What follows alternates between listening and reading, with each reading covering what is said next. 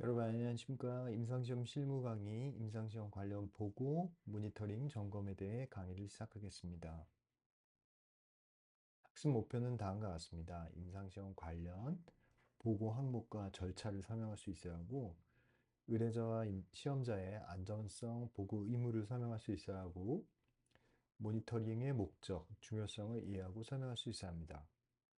임상시험을 하다 보면 각종 보고 사항들이 생기기 마련입니다. 그런 보고 사항이 무엇이 있는지, 그리고 그건 어떻게 절차를 진행해야 되는지 이런 것들을 학습을 하게 될 것이고, 또 안전성과 관련된 문제가 있을 수가 있는데 그때에 보고해야 하는 의무가 있습니다. 의뢰자도 그렇고 시험자도 그렇고 그것이 이제 중할수록 더 그 보고의 의무는 과중이 되게 되겠죠. 모니터링은 그 임상시험에 아주 필수적인 그런 절차로서 임상시험이 원활하게 수행이 되고 또 자료의 입력 이런 것들이 잘 되고 있는지 또 윤리적인 문제는 없는지 이런 것들을 점검을 하게 됩니다. 일단 기록 및 보고에 대해서 좀 더 자세히 살펴보도록 하겠습니다. PI는 의뢰자에게 보고하는 CRF나 모든 보고서에 포함된 자료가 정확하고 완결되며 읽기 쉽고 또 시기적절하도록 해야 합니다. 뭐 정합, 완결, 읽기 쉽고 이런 것들이 이런 것들은 어느 정도 일견 이해가 안 돼. 시기적절하다라는 말은 이게 그 자료 같은 것들이 아무리 그 정확하다고 할지라도 시기가 좀 지나면 시간이 흐르면 아, 필연적으로 어떤 기억의 왜곡이라든지 또 망각 같은 게 일어날 수 있기 때문에 그런 기록과 보고 같은 것들은 시기적절해야 하는 것입니다. CRF상의 자료는 source document와 일치하여야 하며 일치하지 않는 내용에 대해서는 설명이 첨부되어야 합니다.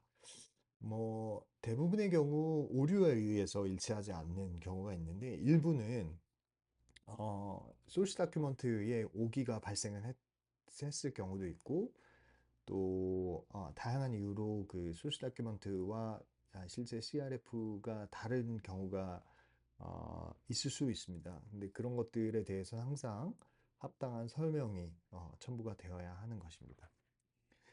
의뢰자는 시험 책임자나 위임을 받은 자에게 CRF의 변경, 정정에 관한 지침을 주어야 하고, 뭐 어떤 식으로 이걸 바꿔야 한다는 것을 안내를 해줘야 되는 거고, 요즘에 그때 이제 지난번에 ECRF에 대해서 혹은 EDC에 대해서 많이 말씀을 나눴지만 이 직내 기록서를 어떻게 그 작성해야 되는지에 대한 가이드라인이 있을 뿐만 아니라 또 변경, 정정을 하게 되는 경우 어떻게 그 해야 되는지 이런 것들에 대한 지침을 줘야 합니다.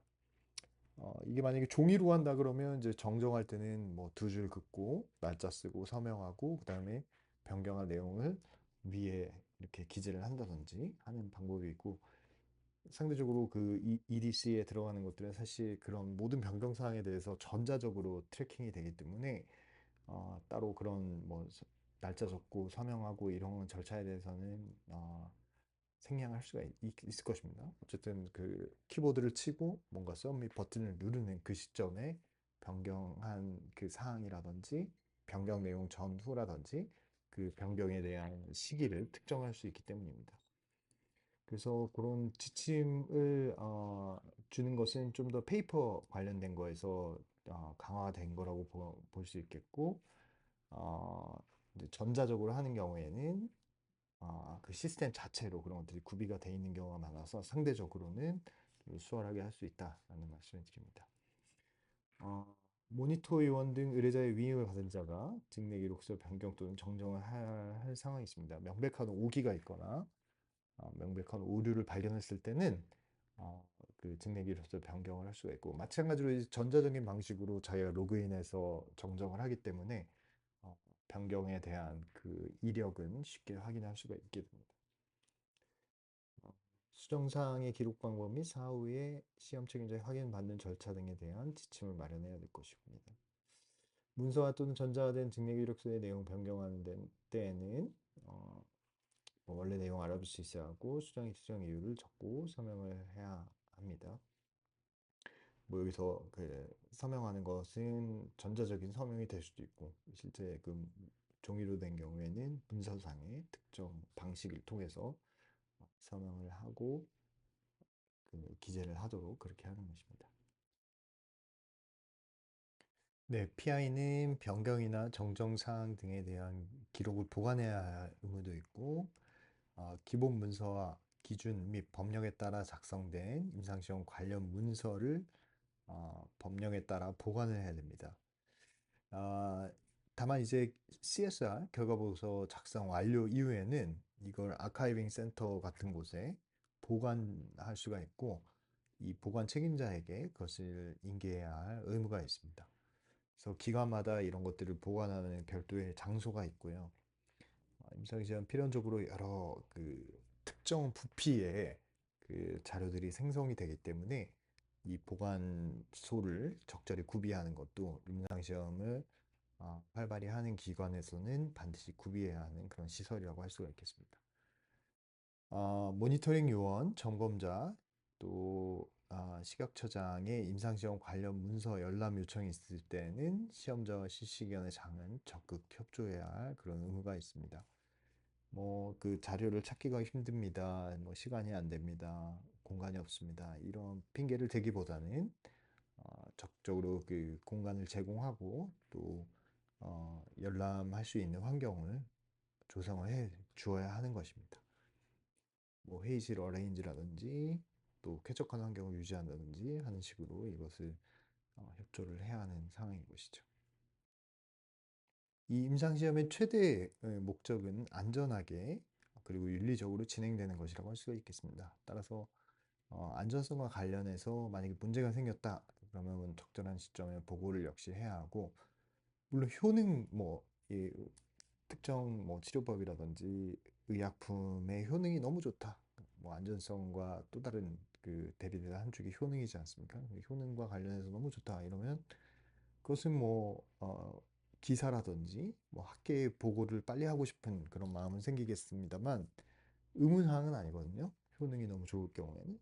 네, 안전성과 관련해서 보고해야 되는 것은 어, 적절한 그 강제력, 구속력이 있게 됩니다. 그래서 그것을 그렇게 시기적절하게 하지 않거나 혹은 제대로 하지 않고 거짓되이 하는 경우에는 어, 굉장히 그 큰 문제가 생길 수가 있는 것이죠.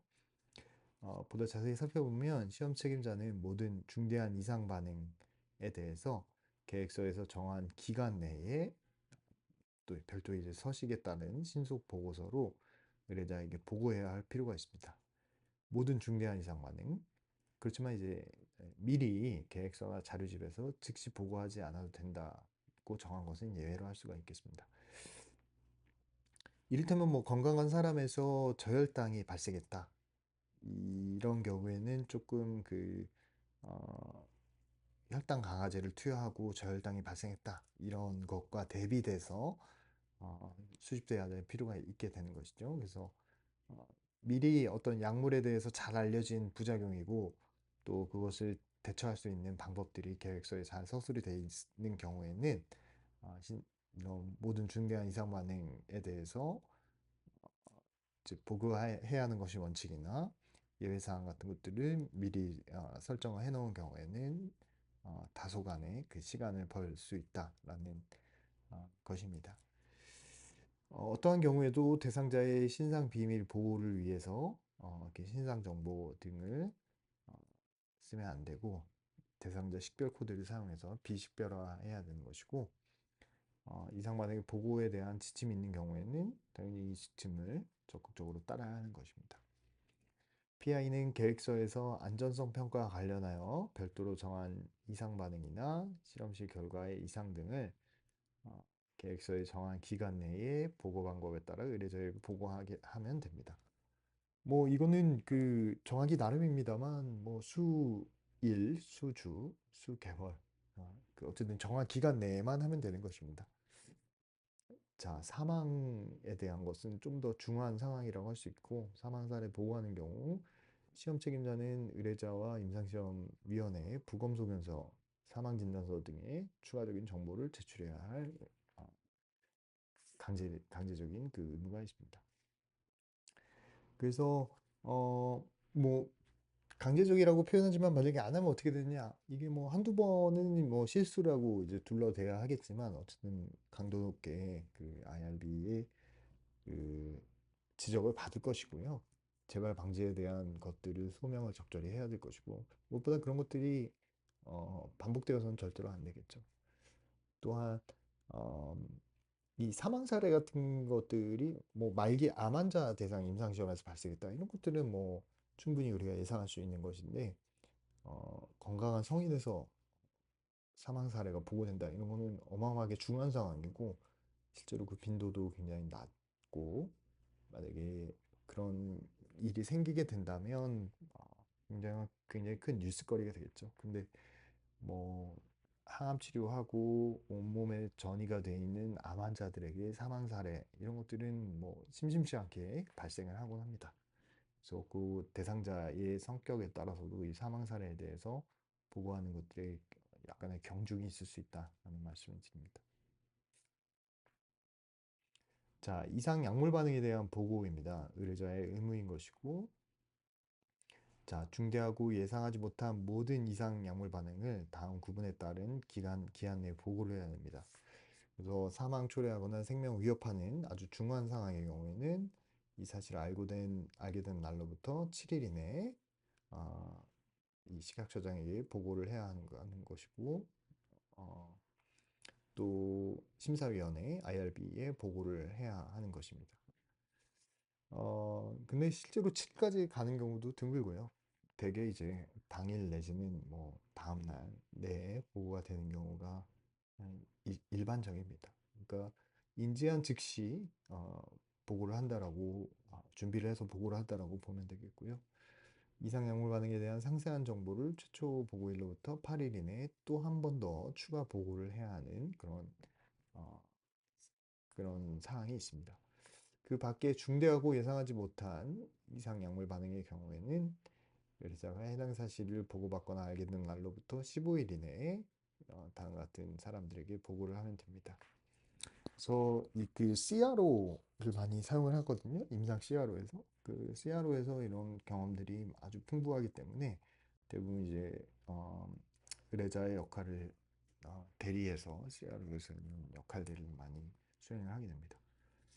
자, 보고한 이상 약물 반응에 추가적인 보고가 있는 경우에는 해당 이상 약물 반응이 종결될 때까지 보고를 해야 되고요.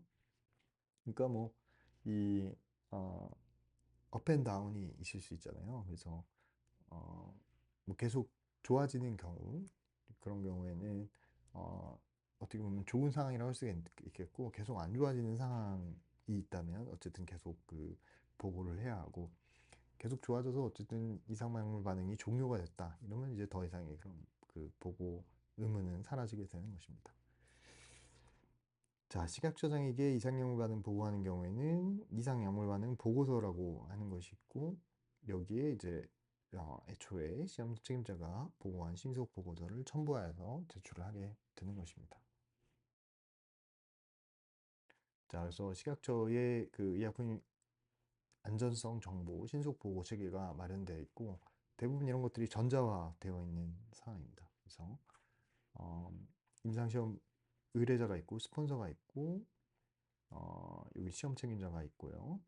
시험 책임자는 의뢰자에게 평가 및 보고를 해야 되고 어쨌든 그 대상자를 임상시험 대상자를 직접 맞닥뜨리는 것은 이 시험 책임자이기 때문에 이 시험 책임자와 중대 이상 반응에 대해서 평가 보고를 해야 하고 또 역시 IRB에도 보고를 해야 되고 이런 것들이 이제 기관 내에서 이루어지는 절차이고 임상시험 의뢰자는 뭐 안전 조치 이런 것들의 지침을 좀 더 내려줄 수가 있고 시험 책임자 자체적으로도 중대 이상 반응이 있을 경우에는 적절히 대처를 바로 해야 되는 상황이고 이제 임상시험 의뢰자가 추가적인 어떤 정보 이런 것들이 알고 있으면 그런 것들을 적절히 정보를 제공을 해서 시험 책임자에게 알려줄 필요가 있습니다. 어, 이 식약처의 의뢰자가 어쨌든 그 스테이크홀더로서 모든 책임을 지는 사람이기 때문에 평가 보고를 식약처에 하게 되고요. 필요한 경우에는 역시 식약처에서도 후속 조치 같은 것들에 대한 지침을 내릴 수가 있게 됩니다. 이 의뢰자는 시험 대상자에게 중대 이상 반응이 약물과 관련성이 깊다, 내지는 어쨌든 피해가 발생했다라고 한다면 피해 보상을 금전적으로 해줄 의무가 있고요. 또 식약처에서는 이런 중대 이상 반응에 대한 것들을 어, 어떻게 반복적으로 나타나진 않는지를 관찰을 잘 해야 되는 것이고, 필요한 경우에는 뭐 계획서를 변경한다든지, 뭐 아주 심한 경우에는 임상시험 중단 같은 그런 결정이 내려질 수도 있게 되는 것입니다. 그래서 이런 체계가 마련되어 있고, 어떻게 보면 뭐 그 IRB와 또 식약처와 그 시험 책임자 의뢰자 간에 너무 당연할 수 있는 그런 의사소통 방법인데, 이런 것들이 엄밀하게 돌아갈 수 있도록 그 체계를 마련하고 어, 이런 의사소통 채널 같은 것들을 잘 유지를 해야 될 필요가 있습니다. 이제 모든 것들은 이메일로 소통을 하는 것이 일반적이고, 내지는 별도 그 양식이라든지 어떤 서미션 시스템 같은 게 있다면 그런 것들을 활용할 수도 있고요. 그렇지만 기본적으로는 이제 어, 신속한 의사소통을 위해서는 뭐 유선 통화한 후에 이메일로 양식 작성해서 주고받는 것이 통상적인 절차이다라는 것입니다. 자, 중대하고 예상하지 못한 약물 이상 반응 보고 체계입니다. 수사라고 하는 것인데, 어, 이 수사, 중대하고 예상하지 못한 이상약물 반응은 이제 중대한 이상 반응의 일부이고, 이런 것들은 이제 좀 더 넓은 범위의 이상 반응에 포함이 됩니다. 사실 이제 용어가 바뀌어서 이게 그 예전에 생성된 자료다 보니까 이상 사례라고 표현한 게 맞는 것이고요. 어, 여기서도 이제 중대한 이상 사례라고 번역을 해야겠죠.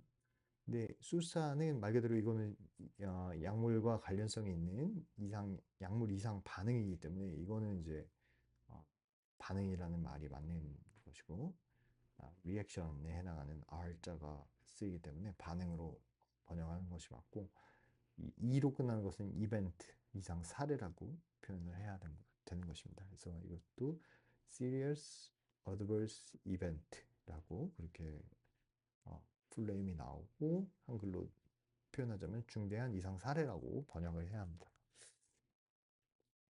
그래서 이 수사가 발생하는 경우에는 어쨌든 그 SA라고 판단해서 의뢰자에 보고를 하게 되고, 뭐 안전성 평가 또 IB 업데이트 같은 것들을 하면서 수사라고 판단이 되게 되면 식약처, 시험자, IRB에 신속 보고를 하게 되고, 7에서 15일 정도, 7일, 사망이나 혹은 앞서 봤던 그런 사례인 경우 7일 이내에 보고를 해야 합니다.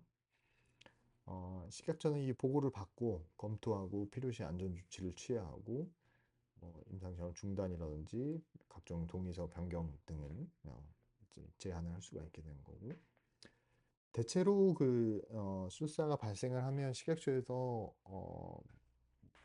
뭔가 그 레드 플래그가 뜬 거기 때문에 어떤 식으로 하라고 지침을 주는 경우가 많습니다.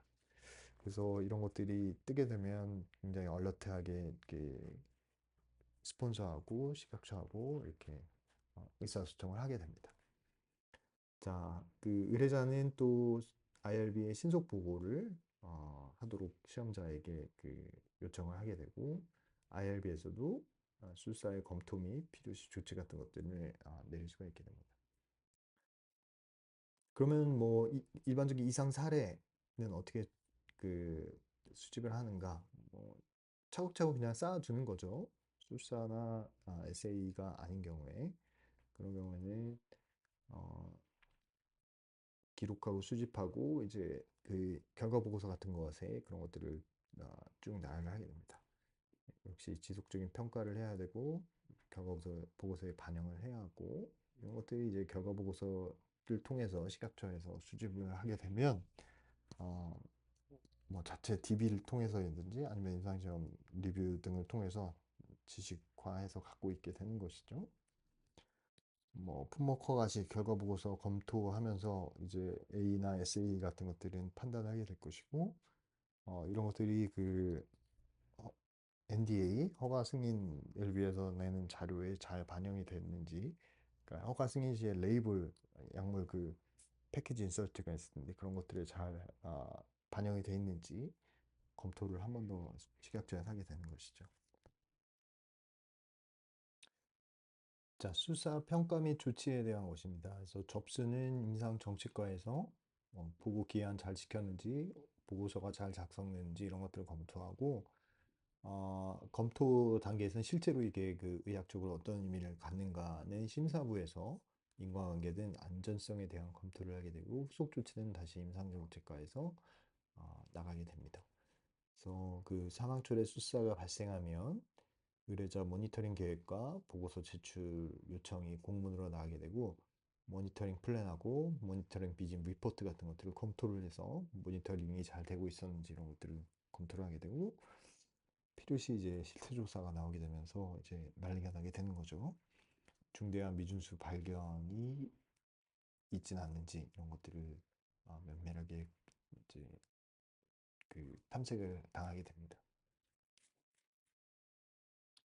모니터링은 큰 의미에서 품질을 잘 유지하기 위한 그런 절차라고 할 수가 있겠습니다. 그래서 모니터링의 목적은 결국 대상자의 권리하고 복지를 보호하는 것이고, 어, PI가 보고한 임상시험 관련 자료와 또 근거 문서의 대조를 통해서 자료가 정확한지 완전한지 또 검증 가능한지 이런 것들을 확인하게 되는 것입니다. 식약처 식약처장 및 IRB 승인을 받은 계획서가 잘 그거에 따라 수행되고 있는지 여부를 확인하게 되고요. 뭐 계획서는 결국 이제 따르기 위해서 만든 건데 그것들이 잘 안 따라지고 있다면 그 계획서대로 어, 행해지도록 이렇게 가이드를 줄 수가 있게 되는 것입니다. 그래서 모니터 요원의 선정과 자격 기준은 결국 이제 그 최종 책임을 지는 의뢰자가 선정을 하게 되고, 임상시험에 모니터링에 필요한 과학적 또는 임상적 지식을 갖고 있어야 되고 또 각종 훈련을 받았어야 하고, 그렇기 때문에 의뢰자는 모니터링 요원의 명단과 자기에 관한 문서를 갖추어야 합니다. 모니터링을 이제 하는 것이 이런 목적을 위해서인데, 이런 것들을 할 수 있는 자질을 갖는 인력이 어, 수행이 돼, 수행해야 되는 것은 너무 당연한 것이죠. 그래서 이를테면 뭐 어떤 제품을 커피를 만드는데 커피를 만들 수 있는 사람이 어, 그 바리스타 자격증을 갖고 또 커피를 실제로 제조를 해야 되는데 그런 것들이 제대로 안 갖춰지면 커피의 퀄리티가 잘 유지가 안 되겠죠. 임상시험용 의약품 계획서, 동의서, 서식, 대상자 설명서, 그 밖에 각종 자료들이 있습니다. 이런 것들에 대한 충분한 지식을 갖고 있는 사람이 모니터링 요원이 되어야 할 것입니다. 그래서 각종 그 임상시험 관련된 그런 항목들이 있는데 그런 것들을 고려해서 모니터링 범위하고 유형을 정하고 또 제때 이루어지는지 확인하게 됩니다. 그래서 모니터링 요원은 실제로 어떤 일을 하는가, 의뢰자의 요구에 따라 임상시험이 적절히 실시되고 있는지를 결국 판단을 해서 뭐잘 되고 있다, 안 되고 있다라는 식으로 결론을 짓게 됩니다. 그래서 의뢰자하고 시험자 사이에 정보를 전달해야 하고, 이제 뭔가 그 디스크레펀시가 있으면 결국은 무엇이 맞는지를 이 모니터링 요원이 일부 제안을 해줄 수가 있을 것입니다. 왜냐면 이제 옳고 그름을 판단한다는 것은 결국 옳은 것에 대한 기준이 있는 것이고, 그런 것을 이제 지적을 한다면 어떤 근거에 의해서 그런 것을 지적하게 되는지 그것을 설명할 수 있어야 하고, 그러다 보니까 결국 이제 정보의 전달, 일종의 어, 옳은 것에 대한 정보를 좀 더 잘 숙지를 하는 사람이라고 할 수가 있겠습니다. 또 뭐 장비 시설 이런 것들을 확인하고 있는 보유하고 있는지 여부 등을 확인을 하게 되고, 이런 것들은 이제 특히나 임상시험 초반에 어, 그 모니터링이 좀 더 강화해서 이런 부분에 대한 모니터링은 좀 더 강화돼서 진행이 되게 되겠죠. 그래서 모니터링 미진이 여러 차례 나오게 되지만 그 각각 시점마다 조금씩 봐야 되는 것이 다릅니다. 그래서 모니터링 비짓에 대한 이제 이메일, 공문 이런 것들 보면은 어떤 목적으로 이제 그 모니터링 수행해야 되는지 이런 것들이 좀 더 상세하게 나오고요. 그 그런 이메일과 공문에 이제 계속해서 들어가는 항목들이 있는 반면 그때그때 좀 추가가 되어서 좀 더 상세하게 봐야 하는 모니터링 항목들이 열거가 되는 것이 일반적인 상황입니다. 또 이제 임상시험용 의약품 IP (Investigational Product에 대한 다음 사항을 확인하게 됩니다. 그래서 잘 그 관리가 되고 있는지, 수량이 맞는지, 이제 남은 임상시험 실시하기 충분한지 이런 것들을 보게 되고, 또 선정 기준 만족하는 대상자에게만 투여되는지, 뭐 일부 좀 느슨하게 적용한다든지 너무 엄격하게 적용해서 선정 제외 기준을 만족하거나 만족하지 않는 대상자에게 어, 잘 투여되고 있는지 이런 것들을 판단을 하게 되는 것이죠. 또 이제 대상자가 임상용 의약품을 갖고 있게 되는 경우도 있습니다. 그런 경우 의약품 사용, 보관, 반납 이런 것들을 제대로 그 정보를 수령하고 있는지 이런 것들을 판단을 하게 되고, 또 실시기관에서 임상시험용 의약품 인수, 사용, 반납 등을 제대로 관리하는가 이제 임상시험 약국의 역할이긴 일 텐데 그런 것들이 잘 하고 있는지 아주 꼼꼼하게 확인하게 됩니다. 그래서 기관 그 임상시험 약국의 약사님들도 이런 것들을 아주 잘 숙지하고 있기 때문에 때로는 이제 그 시험자가 좀 더 느슨하게 생각하는 면들이 있다면 약사님들이 많이 지적을 해주기도 하고 서로 약간의 그 견제와 또한 보완 역할을 수행하고 있는 것이 이제 건전한 관계라고 할 수가 있겠습니다. 자, 계속해서 이어집니다. 시험자가 승인된 임상시험 계획서 또는 변경 계획서 준수하고 있는지, 뭐 특정 시점에 변경된 사항들이 있다면 그 변경된 것들대로 수행하고 있는지를 판단하게 됩니다. 동의서를 잘 받았는지 이런 것들도 아주 면밀하게 보고요. 특히나 이제 이것도 임상시험 초반에 주된 관심 사항이 되겠습니다. 또 IB 이런 것들 잘 받았는지, 또 각종 물품들이 있는데 그런 것들 수령했는지 이런 여부들을 판단을 하게 됩니다.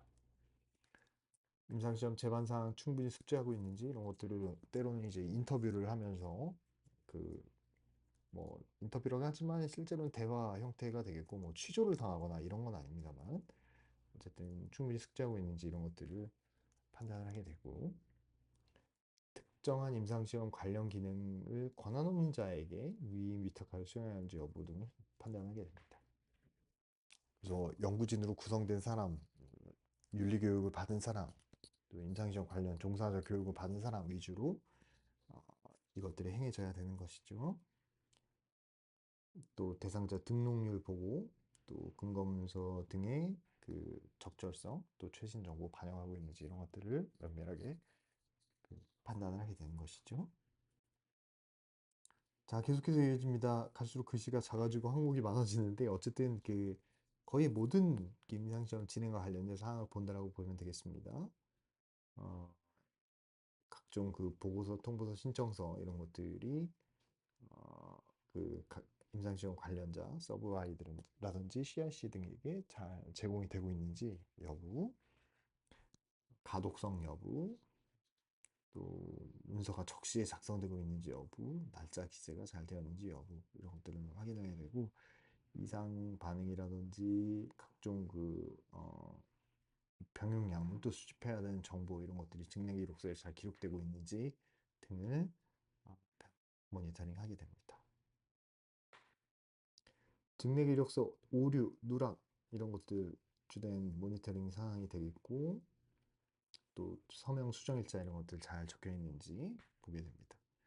또 모든 이상 반응 이제 보고가 있다고 했잖아요. 그런 것들이 보고 기준과 관계 법령에서 정한 바에 따라 보고하였는지 이런 것도 보게 되고, 어, 또 이제 필연적으로 SOP라든지 계획서 이런 것들의 위반이 발생할 수가 있습니다. 의도적이든 의도적이지 않든 발생할 수밖에 없는데 숨기면 안 됩니다.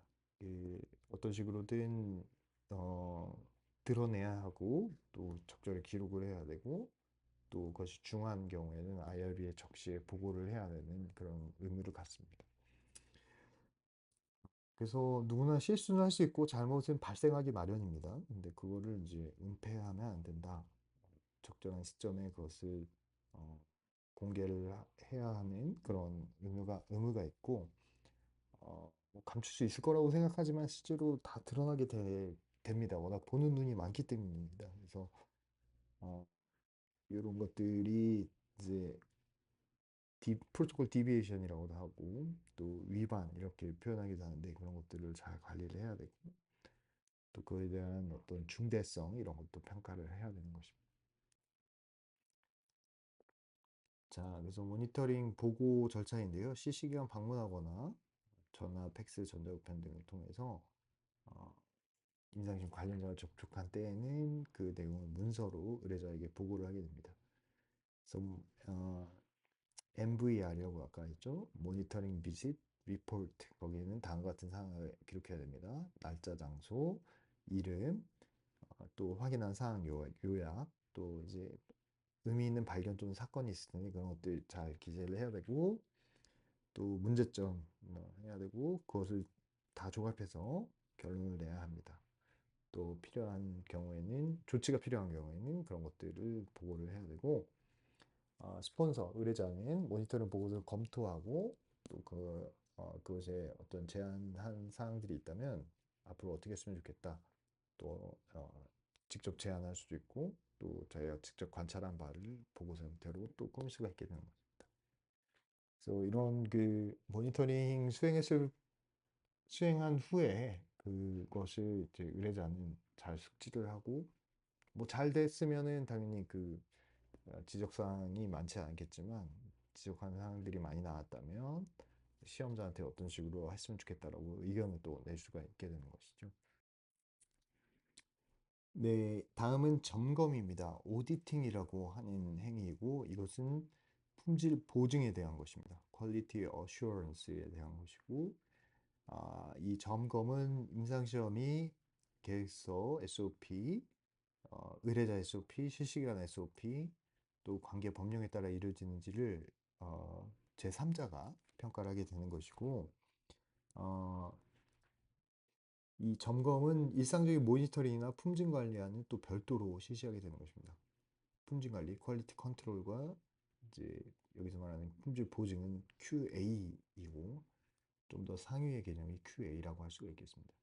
모니터링과 다르게 오디팅은 좀 더 덜 빈번하게 행해지게 되고요. 오디터의 선정과 자격 요건은 다음과 같습니다. 해당 임상시험과 일단 COI, Conflict of Interest가 없는 사람을 점검자로 선정을 하게 되고 점검자는 해당 임상시험에 점검에 필요한 지식을 가져야 하고 훈련받아야 되고 뭐 의뢰자는 당연히 명단과 자격에 관한 문서를 갖춰야 합니다. 그래서 이런 QA 혹은 오디트를 전문적으로 하는 분들이 계십니다. 그래서 그 모니터링 요원보다는 좀 더 상위의 그 퀄리피케이션을 갖는 분들로 주로 구성이 되어 있고요. 뭐 상이라는 말이 조금 어폐가 있습니다만 아무튼 이 오디시 좀 더 면밀하게 그 어, 이 임상시험의 자료에 대한 품질을 보증하는 그런 절차라고 할 수 있습니다. 그래서 오디를 이제 임상시험 뭐 주로 후에 받게 되는데 이 오디를 한다 그러면 역시 그 식약처에서 실태조사 나오는 거 못지않게 준비를 많이 하게 되고 이제 오디트 후에 각종 파인딩에 대해서 또 어, 그 연구자는 대응을 해야 하는 그런 의무가 있습니다.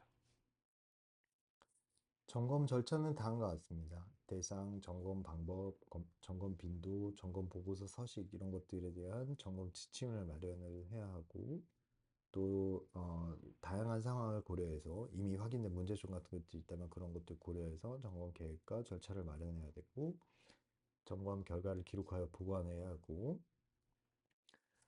식약처하고는 근데 이제 별개입니다. 실태조사는 아니기 때문에 이런 점검에 대한 어떤 결과 보고서를 식약처장이 요구할 수는 없습니다. 그래서 아주 그 임상시험 관련된 법령 및 기준을 심각하게 위반하였다는 증거가 있는 경우에는 식약처장이 점검 보고서를 받을 수는 있습니다만, 어, 그 일반적인 상황에서는 보고서까지는 수령을 하지 않고, 다만 이제 의뢰자한테 식약처장이 점검을 한번 받아보십시오라고 요청을 하고, 또한 점검 확인서의 제출을 요구할 수 있습니다. 그러면 이제 보고서를 낼지 말지 이런 거는 이제 의뢰자의 그 선택 사항이 되는 것이죠. 아무튼 뭐 식약처에서 요청한 자료인데 거기에 너무 많은 파인딩이 있다. 이런 것도 사실 이 점검한 사람이나 점검 받는 사람이나 좀 부담되는 상황이거든요. 그럼에도 불구하고 이제 점검을 받았다라는 자체는 확인서의 제출을 요구할 수는 있습니다.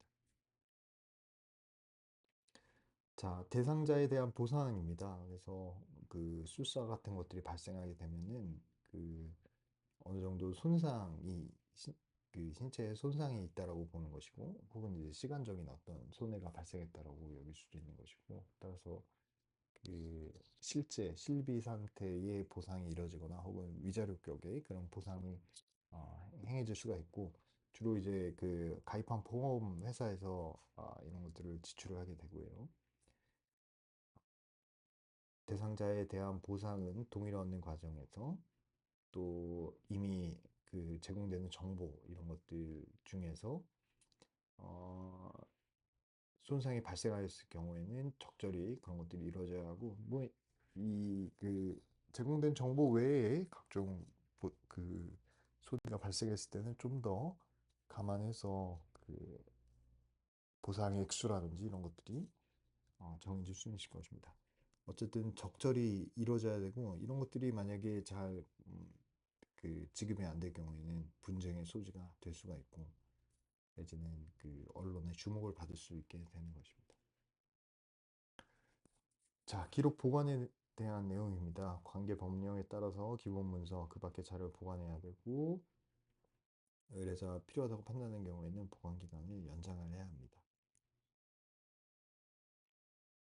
자, 임상시험 관련 자료를 열람할 수 있는 사람은 한정이 되어 있습니다. 이 직접 열람, 다이렉트 액세스는 임상시험 수행 상태, 결과 평가의 중요한 기록이나 문서를 어, 이렇게 할 수 있는 권한을 말하고요. 어, 뭐 비밀 보장 당연히 해야 하는 그런 의무를 갖게 됩니다. 모니터링 요원, 또 오디터, IRB, 식약처장 이런 사람들이 어, 직접 열람할 수 있게 되는 것입니다.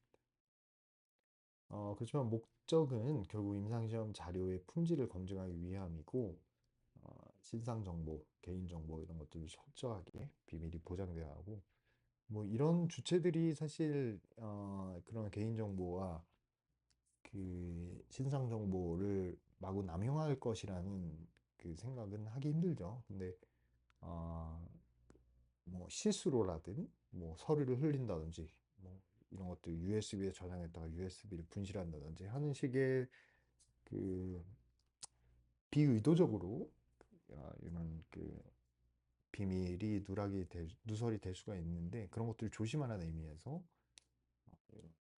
이런 것들이 여러 번 적혀 있게 됩니다. 자, 이로써 임상시험 관련 보고, 모니터링, 점검에 대한 강의를 마치겠습니다.